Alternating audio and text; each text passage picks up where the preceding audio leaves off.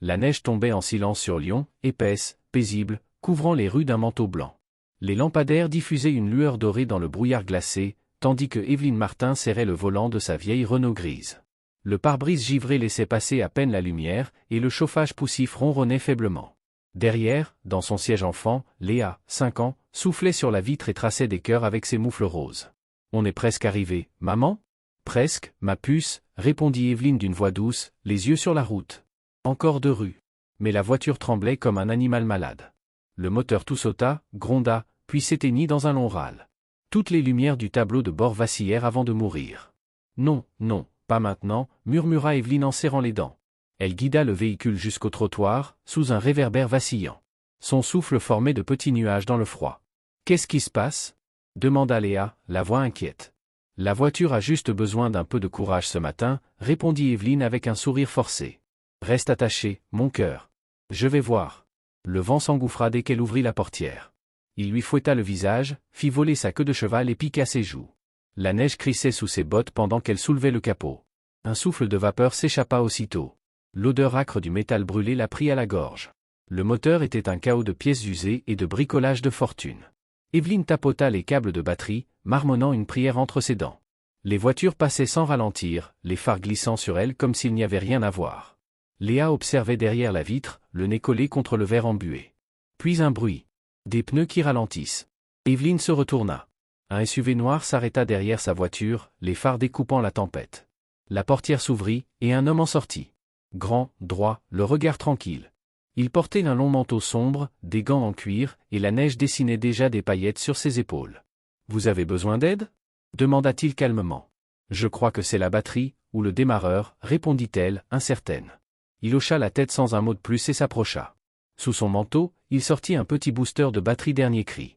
En quelques gestes précis, il le connecta. Le moteur toussa, puis rugit de nouveau à la vie. Évelyne resta figée. Je ne sais pas quoi dire, merci, vraiment. Il referma le capot avec douceur, secouant la neige de ses gants. Laissez tourner quelques minutes avant de repartir, dit-il simplement. Son regard glissa vers l'arrière. Derrière la vitre, Léa lui fit un grand signe de la main, un sourire éclatant malgré le froid. Il lui répondit d'un léger sourire. Les routes sont glissantes. Restez prudente. Gardez-la au chaud. Puis il s'éloigna. Évelyne le regarda monter dans son SUV et disparaître dans la neige. Elle resta un moment immobile, le cœur battant fort sous son manteau. « Maman » appela Léa en ouvrant la fenêtre. Son visage rose dépassait, les cheveux collés par la neige. « Cet homme, c'est un super-héros. Comme dans mes dessins animés. » Évelyne rit faiblement, la gorge serrée. « Oui, » murmura-t-elle. « Peut-être bien qu'il en est un. » Elle remonta dans la voiture, ralluma le chauffage, et fixa un instant la route vide. La tempête avait avalé toute trace de l'homme inconnu. Mais au fond d'elle, quelque chose venait de naître. Un souffle, petit, fragile. L'espoir. Le lendemain matin, la neige avait cessé, mais le froid restait mordant. Évelyne traversa le hall du grand immeuble de Montclair Industries, un dossier serré contre sa poitrine. Elle n'était qu'assistante administrative, mais elle aimait la rigueur de son travail, le calme rassurant des tâches ordonnées. Ce jour-là, pourtant, son esprit vagabondait. Elle revoyait sans cesse le visage de l'homme dans la neige, son regard calme, ses gants noirs. Qui était-il ? Elle entra dans la salle de conférence du 10 étage, installa les documents autour de la longue table en verre. Les cadres supérieurs arrivèrent peu à peu, bavardant à voix basse. Puis, soudain, le silence. Tous les regards se tournèrent vers la porte. L'homme entra. Le même. Il ôta son manteau, révélant un costume élégant. Évelyne sentit son cœur s'arrêter. Il prit place en bout de table, avec une assurance naturelle. Un cadre se pencha vers sa collègue. C'est Nicolas Delcourt, le nouveau PDG. Le souffle d'Évelyne se bloqua. Le bienfaiteur du matin précédent était son patron. Le cœur d'Évelyne battait si fort qu'elle entendait à peine les mots autour d'elle. Nicolas Delcourt. Le PDG. L'homme qui, 24 heures plus tôt, avait agenouillé ses mains dans la neige pour sauver sa vieille Renault. Et maintenant, il était là, droit, calme, parlant de stratégie et de prévision, comme si cette nuit glacée n'avait jamais existé.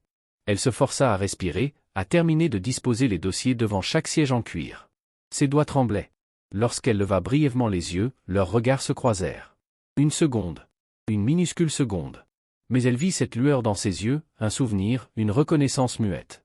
Puis, il détourna le regard, reprenant sa conversation avec un directeur. Évelyne sentit le rouge lui monter aux joues. Elle posa le dernier dossier, recula discrètement et se plaça contre le mur, parmi les autres assistantes. Elle tenta d'écouter, de noter les détails, mais tout ce qu'elle entendait, c'était le son de cette voix, la même qui lui avait dit, dans la neige. Gardez-la au chaud. Pendant la réunion, il dirigea avec assurance. Ses mots étaient précis, ses gestes calmes. Rien ne trahissait la moindre émotion. Rien du souvenir d'une femme en manteau usé et d'une enfant dans une voiture en panne. Mais Evelyne savait. Et il savait qu'elle savait. Quand la réunion prit fin, les cadres se levèrent en silence. Elle resta en retrait, attendant que la pièce se vide pour ramasser les dossiers. Alors qu'il passait près d'elle, il ralentit à peine, mais assez pour murmurer. Contente que la voiture ait tenu le coup. Sa voix était basse, presque un souffle. Elle leva les yeux, surprise, mais il s'éloignait déjà, ses pas absorbés par le tapis du couloir. Evelyne resta là, immobile, un dossier serré contre elle, se demandant si elle avait rêvé ces mots. Derrière les vitres, les premiers flocons recommençaient à tomber. Les jours suivants, elle tenta de se convaincre qu'il n'y avait rien à lire, rien à imaginer. Elle remplit des formulaires, rangea des archives, programma des réunions, répondant à des courriels avec l'efficacité d'une horloge suisse. Mais son cœur, lui, battait à un autre rythme. Chaque fois qu'elle croisait Nicolas dans un ascenseur ou un couloir, elle ressentait ce frisson étrange, ce fil invisible qui vibrait entre eux. Ils se saluaient poliment, sans familiarité, sans un mot de trop. Mais parfois, elle surprenait un regard, un sourire presque imperceptible. Et cela suffisait à troubler tout son univers. Un midi, alors qu'elle faisait la queue à la cafétéria, elle sentit un regard sur elle. Elle leva les yeux, il était là, quelques places devant, téléphone à la main. Il détourna aussitôt les yeux. Mais elle avait vu. Cette même chaleur silencieuse qu'au bord de la route. Le samedi suivant, la neige revint. Evelyne enfila le manteau de Léa, son bonnet rose, ses bottes trop grandes. « On sort juste pour quelques courses, d'accord » dit-elle. « Et si on regarde les jouets » demanda la petite en sautillant. « Si on est rapide, oui. » Elles marchèrent côte à côte, soufflant des nuages de buée dans le vent glacial. Leurs bottes craquaient dans la neige épaisse, les lampadaires étiraient leurs ombres. Devant le supermarché, Evelyne aperçut une silhouette. Grande, droite, manteau sombre, col relevé contre le vent. Son cœur manqua un battement. Nicolas. Il consultait son téléphone, concentré, à quelques mètres seulement. Avant qu'elle puisse réagir, Léa s'écria, la voix cristalline. « C'est le monsieur qui a réparé notre voiture, maman. » La phrase traversa la rue comme un éclair. Nicolas leva les yeux. Et sourit. Il s'accroupit juste à temps pour accueillir la petite tornade rose qui fonçait vers lui. « Bonjour, toi, dit-il avec douceur. « Bonjour, répondit-elle, serrant un petit pingouin en peluche contre elle. Evelyne accourut, confuse, les joues rouges de froid et d'embarras. « Léa. » Doucement. « Pardon, elle a une mémoire incroyable. » Il rit légèrement, un rire sincère, sans la moindre trace de moquerie. Elle tient ça de sa mère, sans doute. Leurs regards se croisèrent. Plus rien d'autre n'existait. Ni le vent, ni la neige, ni les passants pressés. Juste ce silence vibrant entre eux. « Merci, dit-elle enfin, la voix à peine audible. Pour l'autre jour. Vous êtes la bienvenue, répondit-il simplement. Il consulta sa montre. Ma voiture m'attend. Prenez soin de vous, toutes les deux. Il adressa un signe à Léa, puis disparut dans la circulation. Evelyne resta un moment à le regarder partir, le cœur lourd d'une émotion qu'elle ne savait pas nommer. Elles firent leur course. Du pain, un peu de lait, des pâtes. En passant près du rayon des jouets, Léa s'arrêta, émerveillée devant un ours rose pailleté. « Maman, regarde, celui-là, je l'aime trop. » Evelyne se pencha, vérifia le prix, et soupira. « Pas aujourd'hui, ma chérie. Peut-être la prochaine fois. »« D'accord, » murmura Léa, brave et silencieuse. Elles sortirent dans le froid mordant, les bras chargés. Et là, Evelyne s'arrêta net. Accrochée au rétroviseur de la voiture, une petite sacoche en papier craft. Elle la décrocha, intriguée. À l'intérieur, le nounours rose, un sac de courses, 2 sandwichs, du lait, des gants en laine, une paire adulte, une enfant. Tout au fond, un petit mot.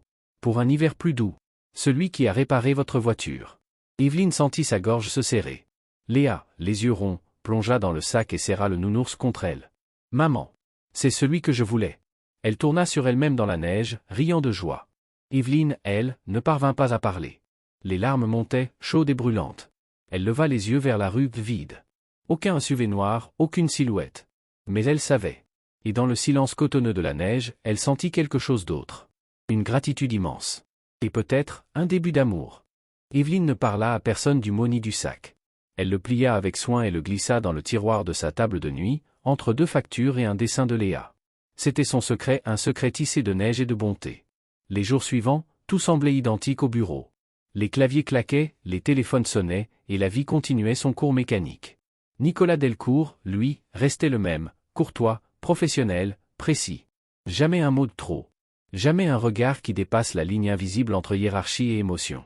Mais parfois, Evelyne surprenait des détails. Une tasse de café oubliée sur le comptoir, à côté de la sienne. Un paquet de sucre brun, sa préférence, laissé sans mots. Ou ce matin où elle trouva, près de la machine à thé, un petit sachet de miel, rare et doré. Personne ne savait qu'elle aimait le miel dans son thé. Personne, sauf lui. Elle ne posa pas de questions. Elle se contenta de sourire intérieurement, puis de continuer à travailler, comme si de rien n'était. Un jeudi soir, alors que la salle de réunion se vidait après un long débriefing, Nicolas s'approcha d'elle. Il tenait un gobelet de café encore fumant. « Il y a un petit dîner samedi soir, dit-il d'un ton détaché. Quelques collègues, rien d'officiel. Vous devriez venir. » Evelyne le regarda, incertaine. « Moi ? Oui, vous, répondit-il avec un sourire léger. Ce n'est pas une réunion, juste un moment sans chiffre ni rapport. Le ton, simple, presque timide, la désarma. D'accord, murmura-t-elle. Le samedi venu, la neige recommença à tomber.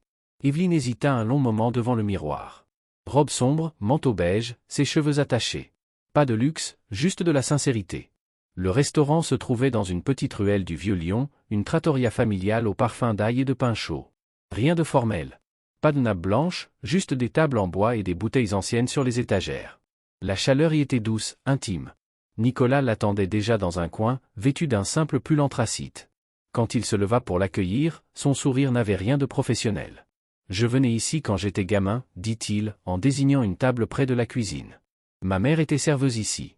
Les patrons me laissaient colorier dans l'arrière-salle pendant qu'elle travaillait tard. » Evelyne s'assit doucement. « Et vous n'êtes pas revenu depuis ? » ?»« Pas depuis son décès.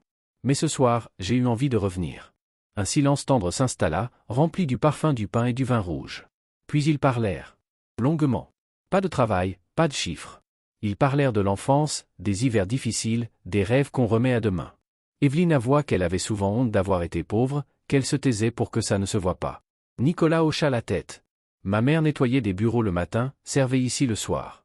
Certains hivers, on devait choisir entre le chauffage et les courses. Evelyne sentit sa gorge se serrer. C'était la même lutte, la même solitude, simplement vécue à des époques différentes. J'ai toujours cru que les gens comme vous, les PDG, venaient d'un autre monde, murmura-t-elle. Je ne suis pas devenu PDG pour oublier d'où je viens, répondit-il doucement.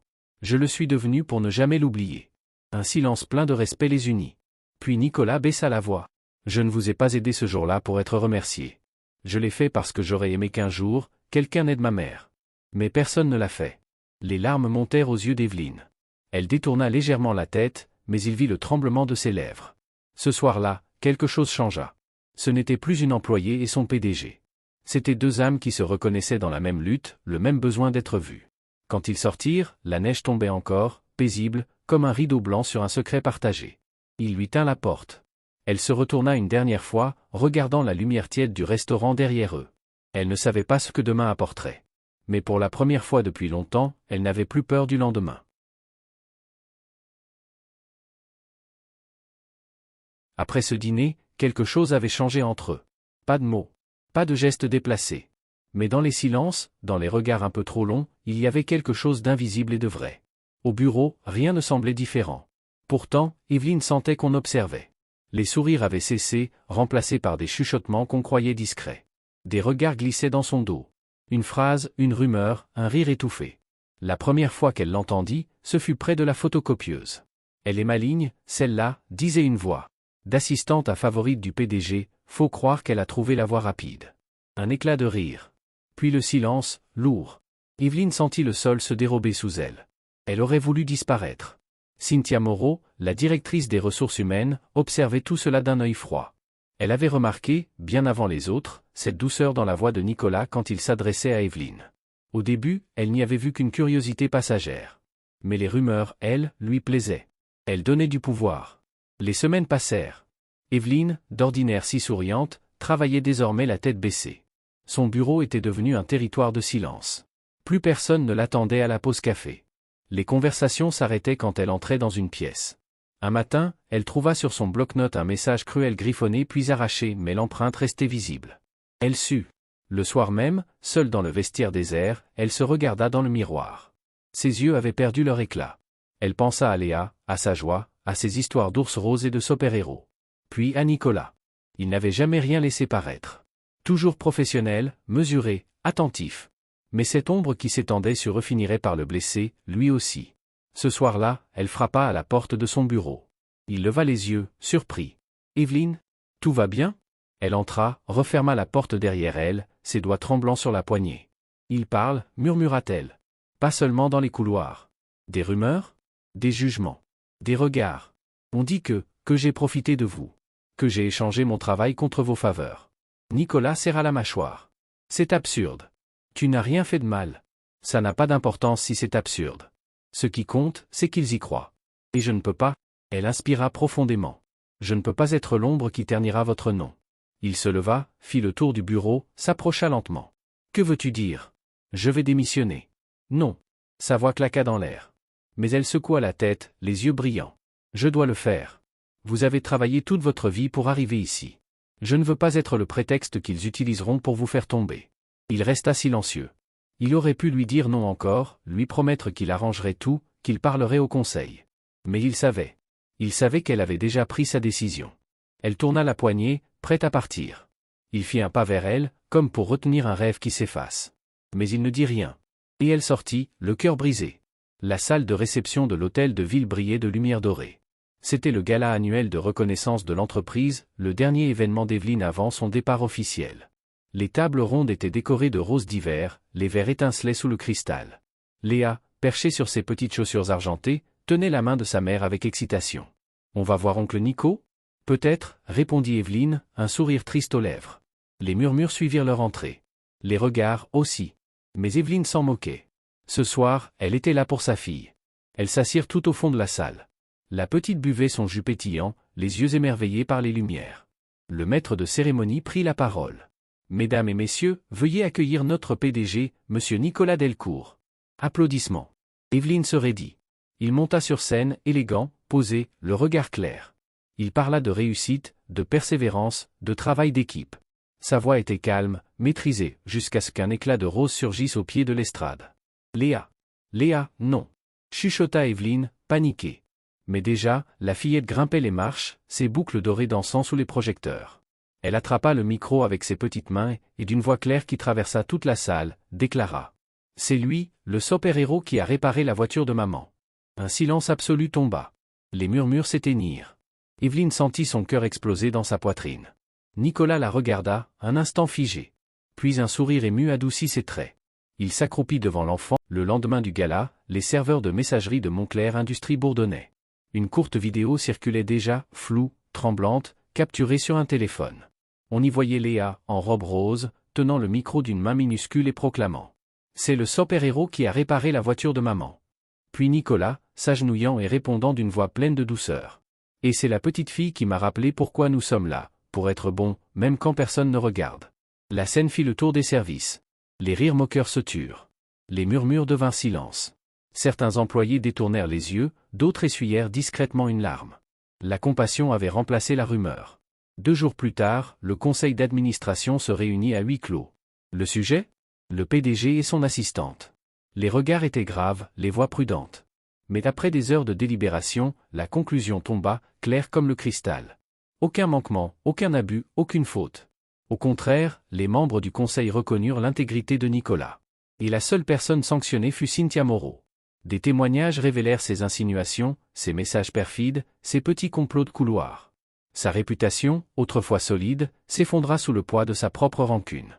Pendant ce temps, Evelyne reprit le travail. Pas triomphante, pas vengée. Simplement digne. Certains collègues vinrent s'excuser, maladroitement, gênés. Elle les écouta, accepta, mais ne chercha plus à plaire. Sa paix ne dépendait plus d'eux. Quelques soirs plus tard, on frappa à sa porte. Quand elle ouvrit, Nicolas se tenait là. Pas en costume, pas en PDG. Juste lui. Un homme, les yeux fatigués, mais sincères. « Léa dort » demanda-t-il doucement. « Oui » répondit-elle. Elle s'est endormie devant son dessin animé. Il entra, regarda autour. Les écharpes sur le porte-manteau, le parfum de soupe encore tiède, le calme d'un vrai foyer. Il resta un instant sans parler, puis murmura. « J'ai dit beaucoup de choses ces derniers mois. Certaines bien choisies, d'autres que je n'ai jamais osé dire. » Elle le fixa, immobile, le cœur battant. « Cette fois, je veux être clair, » continua-t-il. « Ce n'est pas à propos d'une voiture ni d'un dîner, ni même de gratitude.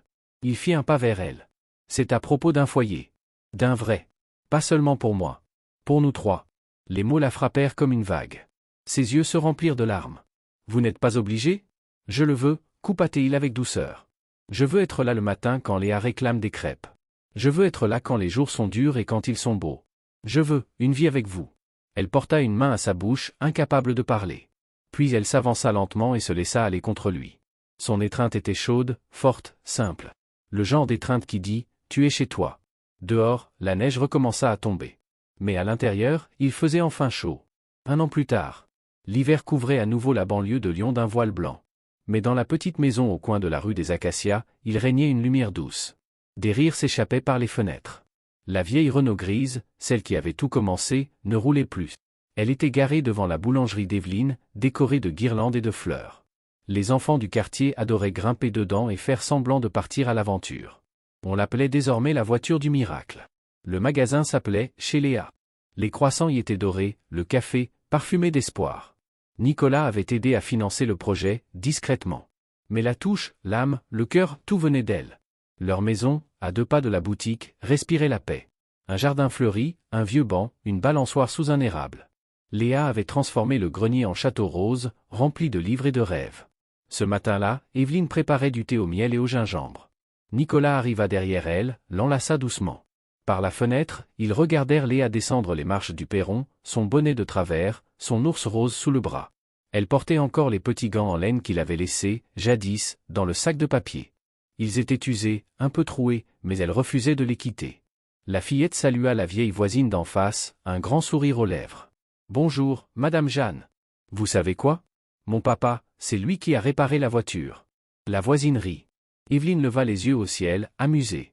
Elle raconte encore cette histoire. Nicolas serra ses bras autour d'elle. C'est une belle histoire. Elle se retourna, ses yeux brillants. Vraiment? Oui. Parce que ce jour-là, j'ai peut-être réparé ta voiture. Il effleura sa joue, tendre. Mais toi, tu as réparé mon cœur.